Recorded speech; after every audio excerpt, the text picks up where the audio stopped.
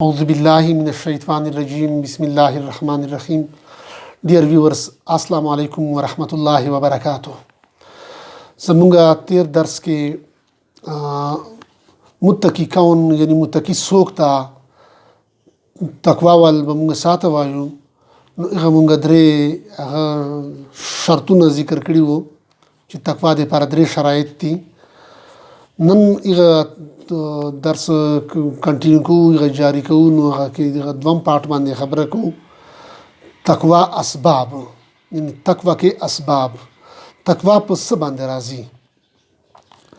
نو سبب د تقوا درې هغه دي اسباب دي تقوا. نمبر 1 توحید. توحید منلو باندې یو مسلمان متقی هلکه دی شي چې د عقیده توحیدی عبدو ربکم، چې بندگی صرف دی الله کوي، بندگی صرف الله ته خاص کوي. دغه شان الہ صرف یو مني، یعنی الہ سمان کیږي معبود. معبود څه ته وایي؟ حاجت روا، حاجت پوره کوونکی. حاجت پوره کوونکی صرف یو الله. دا کیدی چې زما چې حاجت ته صرف یو الله پوره کوي. په هر څه باندې قدرت لرونکی صرف یو الله ده.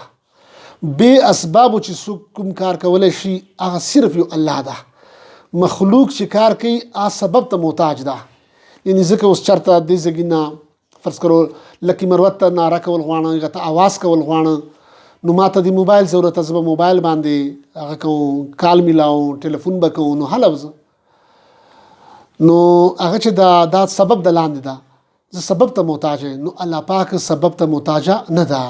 دغه شان مونږ بل بلډینګ جوړوو نو اسبابو ته محتاج یم، نو الله سبب ته محتاجه نه ده.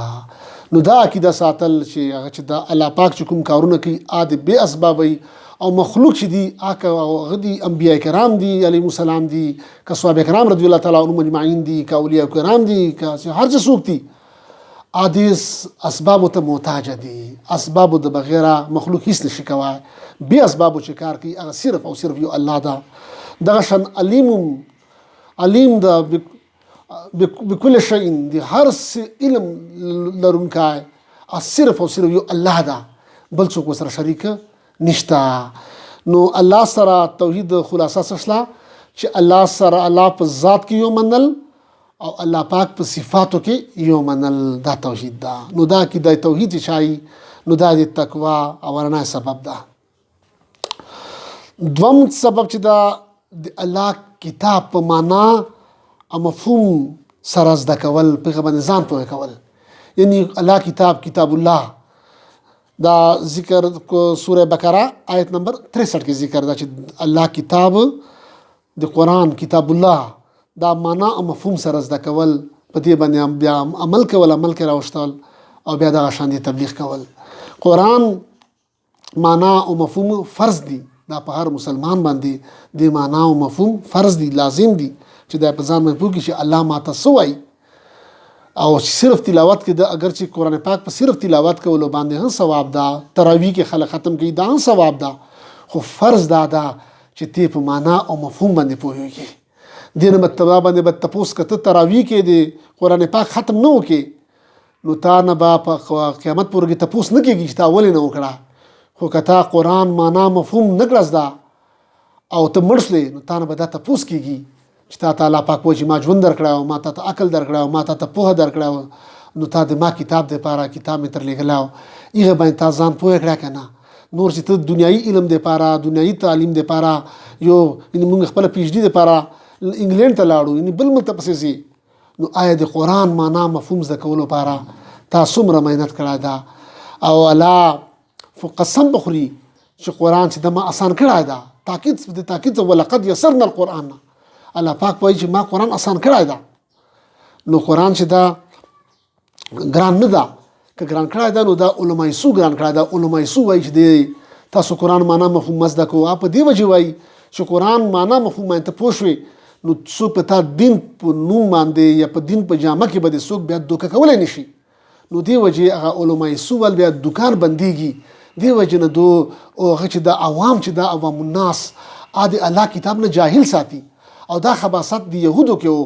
دغه کې سوره بقره کې يهودو علماو کوم خباثتونه ذکر کوي. یو کې دا مرض وو چې خپل عوام به د آسماني کتاب نه آسماني وحی نه جاهل ساتله. نو دا دوم سبب چې دا د تقوا د لپاره دوم سبب چې الله په کتاب باندې قرآن باندې معنا او مفهوم زده کول او په دې باندې ځان پوه کول بیا د عمل کې راوستل. دا دوم سبب. تقوا دریم سبب لزان هر قسم حرام و نزان ساتل. یعنی سوره بقره آیت نمبر 183 کې ذکر ده. یعنی په هغه ګناه باندې ته قدرت لري، قدرت او طاقت لري، خو دې باوجود ته د الله د یاري د خوف خدا له وجه نه ته هغه ګناه نه وکړي چې ما رب معیني ما الله معیني. نو زه ما الله ویلي داسې مه کوه. لکه اوس روژه ده او ته په تنهایي کې ناست یې، نو ته خوراک څښاک اوبه موجودې دي، خوراک موجود ده، خو ته نه خورې. ولې؟ چې ما الله منې کړی، ما الله په دې خفه کېږي چې ته روژه ماتوي، فرض روژه ماتوي، فرض روژه خورې. نو دې وجې نه دا چې دا دې سره د لکه د یو روژه یو مثال شته چې لکه څنګه روژې کې ته قدرت لري خو ته بیا خوراک څښاک نه کوي له وجې د الله د یارې نه، خوف خدا د وجې نه. دغه شان چې څومره نواهي دي، چې څومره حرام کارونه دي، یغو ټول نه ځان ساتل. یعنی فار ایگزامپل شری پرده ده، بل غیر محرم ښځه ده، اوس پرده نه کوي، نو ته بحیثیت ته مرد یې نامحرم یې، نو تا ته پکار دي چې ته پرده وکړه، ته سترګې ښکته کړه. تا پر حکم ده چې ته خپل نگاه نیچه کړه، ښکته خپلې سترګې. دغه شان تا ته څوک رشوت درکړي، ته په غټې کرسۍ باندې ناست یې، غټ افسر یې، غټ مشر یې، نو ته چې تا ته څوک رشوت درکړي، فرض $10 مليون تا ته کېږدي چې دا واله خو سپوز ما ته دا سیز راکړه، ما برتي کا، یعنی بل سړي حقدار ته حق مال راکړه. نو ته چې دا هغه چې هغه رشوت ټکراو کې او الله دې په لیرې نه حق فیصله وکړي، نو دا چې دا د تقوا متقي سړی، دغه د تقوا بل سبب ده. یا دغه شان نور ډېر مثالونه دي. فرض کړو بل څه هغه مراعات دي، غټ افسر بل چاته مراعات ورکړه، نو ته خپل مراعات خپل پردې نه پکې کوي، بلکې ته کوي اهلیت باندې فیصله کوي، انصاف باندې فیصله کوي، حقدار ته حق ورکړه، حقدار ته حق کور ته ورکړي. او څه د وجه نه چې مانه الله خفه نشي، الله ناراضه نشي. نو څومره نواهي دي، څومره حرام کارونه دي چې غوړه چې الله ته منې کړای، نو هغه څه ته نه ځان ساتي. دغه څه شی کول دي، ګیره خرول دي.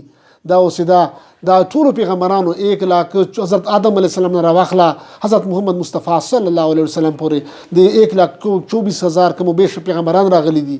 یو ټولو ګیره داړي مبارک وا.